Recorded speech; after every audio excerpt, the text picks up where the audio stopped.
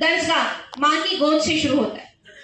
हमारे पास हमारे बच्चे पढ़ रहे हैं, हमारे वालिद का क्या काम होता है, वो बाहर जाते हैं, कमाते हैं, वापस आते हैं, है ना, दिन भर वो बाहर होते हैं, लेकिन माँ की तरबियत जो होती है वो बहुत जरूरी होती है। तो माँ जो तरबियत देगी बच्चे को, जिस तरह के हमको ये तरबियत देना है अपने बच्चों को कि बेटा हर एक से मिलके रहना है, हर एक के रिलीजन की रिस्पेक्ट करनी है, तब आप जाके यहाँ पर सुकून से, हम जब भी रहते हैं, जब एक दूसरे के साथ हम सुकून, अगर हम अपने घर में भी आपस में एक दूसरे के साथ लड़ेंगे तो वहां सुकून खत्म हो जाता है। तो जहां पर भी हम रहते हैं वहां सुकून रखना बहुत जरूरी है, और प्रॉफिट फॉर ऑल मुहिम यही काम कर रही है। तो पिछले 3 सालों में, पहले साल में हमने ये सब शुरू किया, उसके बाद आस्ते आस्ते हमारे प्रोग्राम बढ़ने लगे। हमारा लास्ट ईयर भी लेडीज कॉन्क्लेव हुआ था। आज इस कॉन्क्लेव का एक और मकसद है कि हमारी बहनें दीन के दायरे में रहते हुए किस तरह वुमेन एम्पावरमेंट की बात की जाएगी। यहाँ पर हमारे स्पीकर अच्छी अच्छी बातें करेंगे आपके साथ।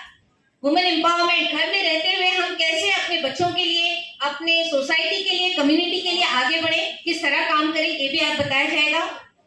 हम इस प्रोग्राम में प्रॉफिट फॉर ऑल के जरिए हमने मस्जिद परिचय भी रखा है। देखिए, मस्जिद परिचय आपको सुनने में ऐसा लगेगा कि नया कॉन्सेप्ट लेकर आए, क्योंकि मस्जिदों में सिर्फ मुस्लिम जाते, नॉन मुस्लिम कोई नहीं जाता है। तो ये प्रोग्राम शुरू किया गया कि नहीं, मस्जिद में हम नॉन मुस्लिम को इनवाइट करें। तो जब हमने इनवाइट किया तो आपको मैं बताऊं कि कुछ लोग ऐसे थे कि उनकी आंखों में आंसू आ गए। उनका कहना था कि हमको लगता था हमारे मंदिर में जैसे भगवान होते हैं ना, ऐसा अंदर कुछ होगा, उनके सामने आप प्रेयर वगैरह करते हैं, ऐसा कुछ होगा, तलवारें होंगी, ये सब होगा अंदर। तो हमको ये लगता था। देखिए, लोगों में मिसकॉन्सेप्शन है, लोग कितना गलत समझते हैं। तो कैसे बताएंगे उनको, जब तक आप दिखाओगे नहीं तब तक उनको कैसे समझेगा कि मस्जिद सिर्फ अल्लाह का एक घर है जहां पर जाकर हम इबादत करते हैं, है ना, हम वहां पर इबादत करते हैं, वहां कुछ नहीं है, हम बिना देखे अल्लाह की इबादत, एक अल्लाह की इबादत करते हैं। तो ये मस्जिद परिचय रखा गया, वहां पर बताया गया कि क्योंकि ये इंडिया के कल्चर में नहीं है। मैं आपको बताऊं कि जैसे यूएस वगैरह में आप देखेंगे तो वहां पर लेडीज और जेंट्स सबका अपना कम्युनिटी सेंटर है, बच्चों के साथ, सबके साथ लोग आ जाते हैं, वहां पर अलग अलग प्रोग्राम होते हैं।